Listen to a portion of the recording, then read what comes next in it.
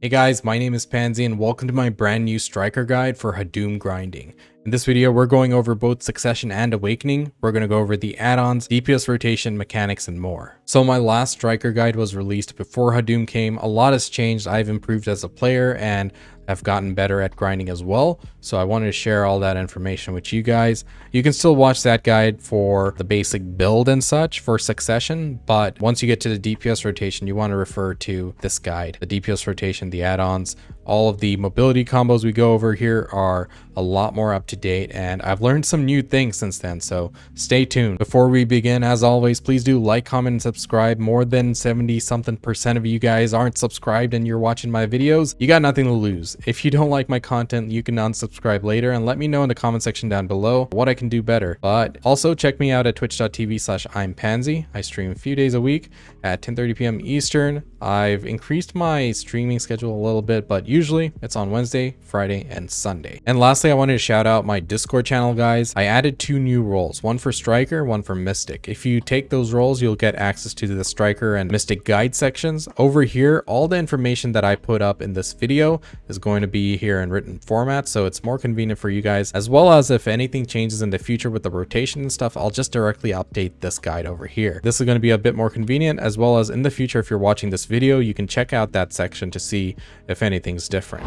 All right, guys, now that that's out of the way, let's get started. We're going to kick things off with Succession Striker, and then we're going to go into Awakening. Take a look at the timestamps down below and hop around as you need. All right, guys, here are my add-ons for Succession Striker grinding on HADUM. Remember, Fang is our tier 3 add-on. Instead of using crit rate, I'm using extra monster AP and attack speed instead. Also, you'll see a lot of minus DP here because I'm trying to debuff as many mobs as possible. You'll also see a little bit of minus evasion and accuracy because it's pretty important here in HADUM. But for the most part, this has been working pretty well for me. Make changes where you see fit, but otherwise you can use these. Pause the screen here if you need to.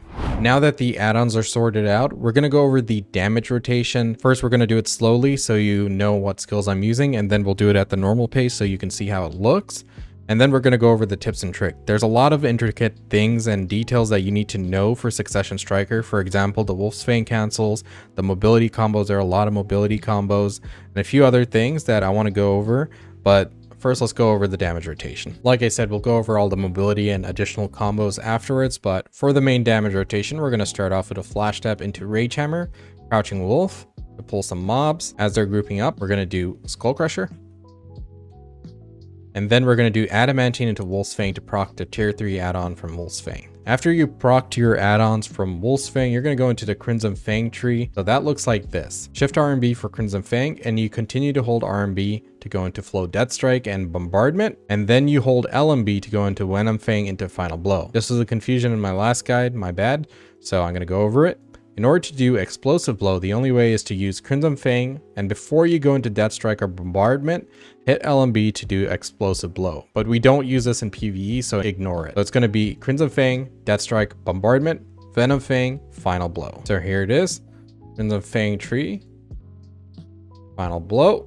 Now we're going to go into Roaring Tiger into Fang again. The reason being is now we have 3 shards and we get the discharge damage for Roaring Tiger, and it hits like a truck. So as you can see here, the discharge energy damage is quite high. So before you do it, you can actually reposition yourself by using either flash step or even backstep or bomb. But if not, you can just, slap him in the face with a 3 shard Roaring Tiger into a Fang, and then use the momentum from Fang by holding S to reposition yourself to the side or the back of the enemy.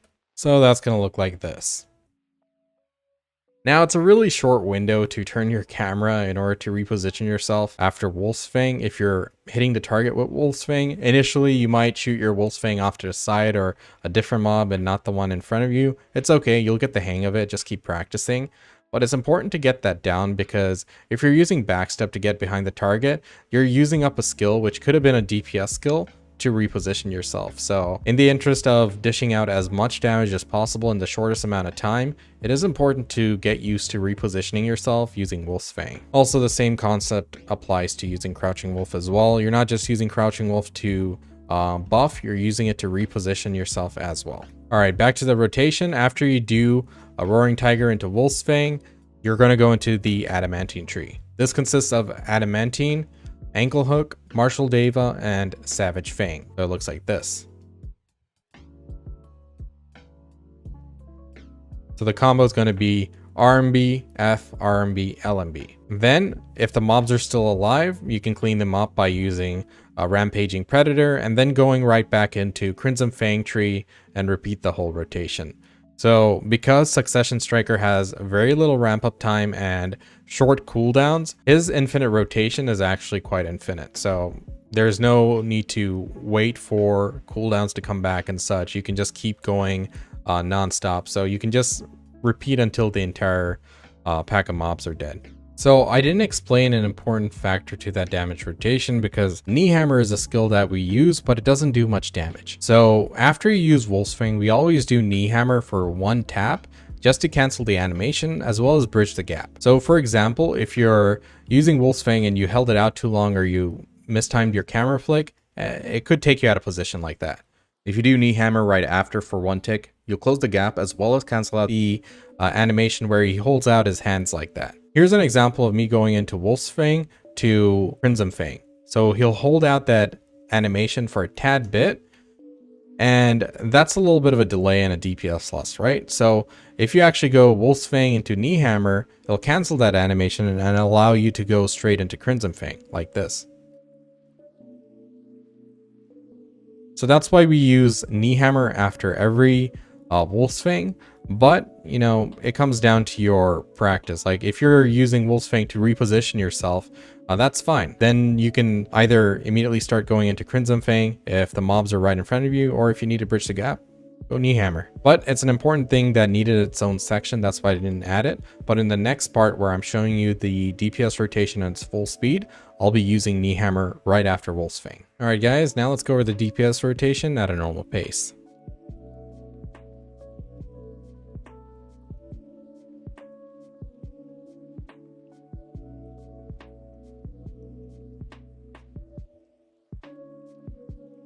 Anyway, that second Knee Hammer, after that Wolf's Fang I used to reposition myself behind the target, it's really not necessary. I don't feel like it saves me much time or anything. Mostly it's just for that gap closer, but yeah, use it if it's comfortable to you. There are different ways to play it. I know what I showed is like the sweatiest way to do it, but once you practice a lot, once you've grinded a lot of hours, this will be like second nature. It's all going to be muscle memory, so don't worry about it. Just keep practicing and trying.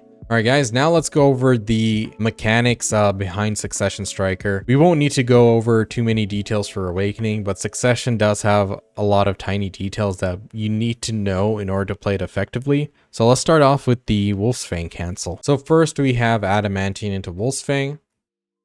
Then we have Somersault Kick into Wolf's Fang.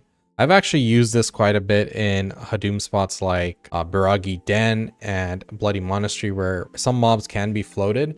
But I later stopped doing that because it's been putting them out of position, and I'd rather have mobs stacked up perfectly than a few of them being floated on the ground but out of position. And in order to do the Wolf's Fang cancel at all, you need to have Prime Wolf's Fang as well as Prime Discharge leveled. Otherwise, you'll be hardcasting it and it won't go off instantly. Striker's AoEs are in like a cone shape, and it's pretty narrow compared to a lot of classes. That's why we have to really position ourselves outside of the mobs and to have that correct angle. So I don't like jeopardizing that. Anyway, the next cancel is Roaring Tiger into Wolf's Fang, as you saw in the damage rotation. And there are a lot of other skills that can cancel into Wolf's Fang. For example, when you're doing the Crimson Fang tree at the end, after Final Blow, you can also do Wolf's Fang. But yeah, the ones I showed you right now, they're the notable ones. And obviously your favorite opener is going to be Adamantine into Wolf's Fang because it's the quickest, and Roaring Tiger into Wolf's Fang after the discharge damage. It just syncs up really well in the damage rotation. So those are my preferences. Now for the mobility combos, guys, we're going to go over them one at a time. So first we have Twisted Collision into Nimbus Strike. Then Flash Step into Rage Hammer. Knee Hammer into Rage Hammer. Knee Hammer into Stalking Wolf. But when you do Stalking Wolf, you have to have a target. So the target, your crosshair has to be near the target, and it has to be red like this, right? So only when it's red, that's when you can do Stalking Wolf by pressing W and F. Now let's start chaining them together. For example, let's do Flash Step Rage Hammer into Stalking Wolf, like this.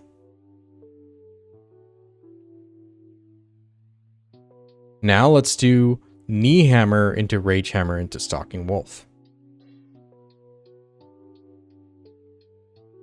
Now take it a step further. Let's go Flash Step into Knee Hammer into Rage Hammer into Stalking Wolf. The reason why I'm showing you this is because there's no combination between Flash Step and Knee Hammer, but the utilization is really good because you can cover a lot of distance. Let's say you want to cover the distance all the way to that training dummy over there, right? So let's go. You can easily cover that distance. Also, this combo can be used in a different way. For example, let's say there's one pack of mobs over here and another one over here. So we're going to go over here first. We're going to hit it with Rage Hammer and then immediately use Stalking Wolf to get to the next pack. Like this.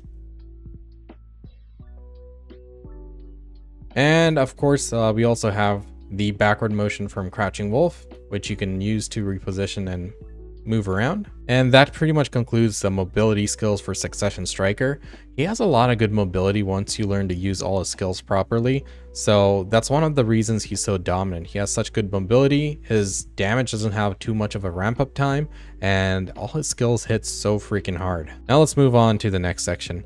Let's talk a little bit about Crouching Wolf. So when you do Crouching Wolf, you got to remember a few things. If you do it without 3 shards, then you're only getting 10% attack speed. If you do it with 3 shards, you'll get 20%. Now, that 10%, it's not that big of a deal because you can get that same thing from Skull Crusher. So using Stalking Wolf to pull mobs and to reposition yourself is much more important than just going for that 10% attack speed buff, because that's not really worth too much. But getting that 20% buff is really good because that's going to increase your DPS output considerably. So for example, let me do the Crouching Wolf right here. You got a 10% buff. Let's do Skull Crusher. Once again, it just refreshed that buff. So just remember that it doesn't stack like that. For example, if you have Z buff, let's see, hit that, you got your 25% attack speed. Then using Crouching Wolf isn't going to give you another 20% on top of it. So whenever you have your Z buff, or if you only have 2 shards, you're going to be using Crouching Wolf for repositioning yourself and for pulling mobs. Also, if you have a 3 shard, a Crouching Wolf, the taunt or the mobs will go further. That additional range is due to Crouching Wolf being used with 3 shards, which activates Prey Hunt automatically. Now let's just touch base on repositioning again. There's not much to go over. We went over everything we needed to with the DPS rotation and the mobility combos, but just to reiterate, you're going to be using Crouching Wolf to reposition. You'll be using your Wolf's Fang to reposition, as well as you can use skills like Flash Step to go forward. I never use Silent Step to reposition, but there are times if I need to use an iframe, it's there, like you're in Ash Forest. You can also do Flash Step backwards, which once again, in my DPS rotation for the most amount of damage possible that I could do, I don't need to do that. There's also Backstep, which is actually kind of nice just to get that magic TP as well in PvP and stuff. Also no collision, right? So all of your skills here that I showed you, it can get you anywhere. So in case you need to get to a certain spot for that amount of distance, you can definitely use it. Also, you have Mass Destruction.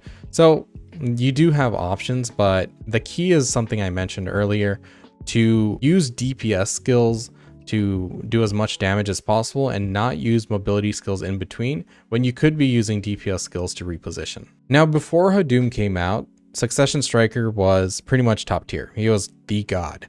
There are other classes which could reach his level, but he was considered the best of the best because he's so tanky, such great mobility, low ramp up time, and just a phenomenal grind class overall. But with HADUM, because of other mechanics and such, other classes are performing a bit better than Succession Striker. For example, Succession Lawn is a monster. Awakening Nova caught up and surpassed. She used to grind pretty well before in Sakraya, but her added mobility is so good because on Elvia servers, once you have the Elvia weapon and you're hitting those HADUM mobs, everybody has damage. So that specialty of Succession Striker hitting so hard, now everyone's able to do it. So then it comes to a situation where your mobility, your AoE size, and how quick your animations are, those are all going to be factors. So because of that, a lot of other classes caught up. But Succession Striker is still so powerful when you don't have a weapon, and if you're grinding like Sakraya, he still really shines, still a top tier class, still S tier in my books,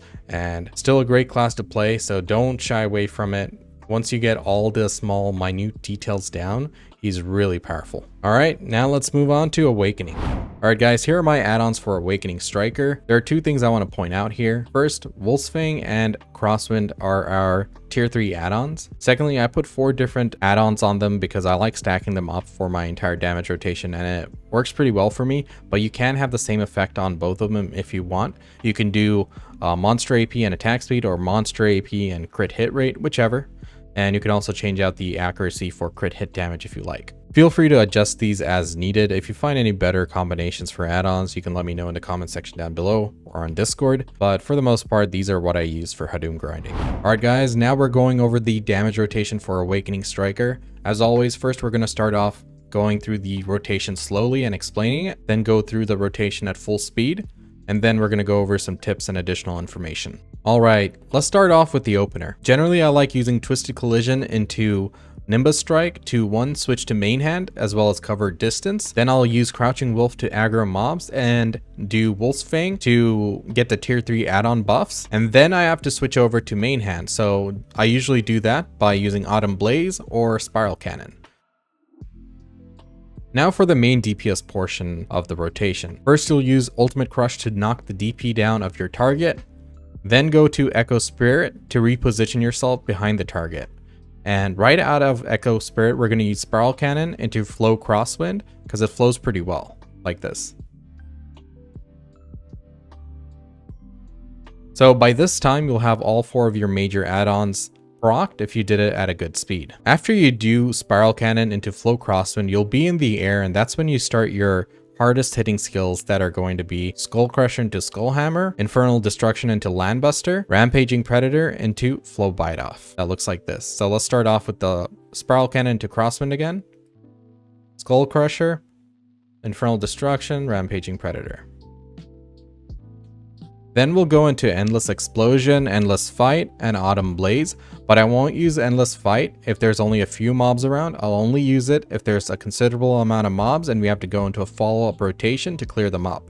The follow-up rotation is the same DPS rotation without the flows because they have a higher cooldown. So, Endless Explosion, Endless Fight, and Autumn Blaze. Alright, so here's how the full damage rotation looks at a normal pace.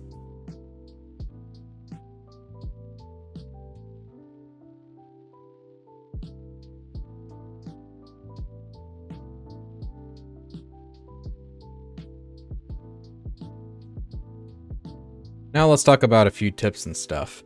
So first, obviously, Crouching Wolf is going to be important to use at 3 shards. So whenever you clear up a pack and you have 3 shards, try to hold it so that in the next pack you can start off with the 3 shard Crouching Wolf for the attack speed buff. Now for the mobility skills and repositioning skills, there really aren't many combos as there are for Succession. I guess the only real combo is going to be Twisted Collision into Nimbus Strike, but other than that, everything else is pretty much straight up skills. Adding this in afterwards, I forgot to mention Stalking Wolf as well. Still a great skill, something you'll use quite often. Goes Knee Hammer into Stalking Wolf. We don't have the flow that we can use in Succession that is Rage Hammer into Stalking Wolf, but it still works pretty well like this. For the mobility skills outside of Twisted Collision into Nimbus Strike, we have Flash Step, Silent Step, we have a Spiral Cannon, which I like to put in a hotkey so I can use it outside of Awakening straight from main hand. Then of course we have Flow Crosswind, which isn't much of a mobility skill, but just wanted to point out that you can use it after Spiral Cannon or Twisted Collision. So here it is with Spiral Cannon, and here it is with Twisted Collision. Then you have Ferocious Assault, aka Ook Jump. After that, we got Echo Spirit, which is really great to reposition yourself with. And Mass Destruction to reposition to the side. Backstep, which is our Rabam, and also gives you a magic DP buff. Now I forgot to mention one thing. The reason why I do Spiral Cannon and Crosswind after Echo Spirit is because it flows in with it pretty quickly. Spiral Cannon kind of negates some of the animation after Echo Spirit, sort of. It feels like it flows pretty well. Let me show you here.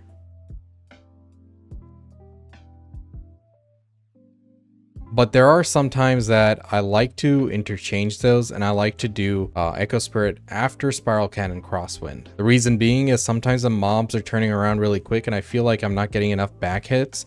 So using Echo Spirits after Spiral Cannon and Crosswind really does help out in terms of getting more of those back attacks. Sometimes I'll go all the way until the end of Rampaging Predator with the back attacks, and yeah, depending on the spots, you can change that up and personal preference. So here's how the DPS rotation kind of looks if you switch it around and do Spiral Cannon into Crosswind and then Echo Spirit.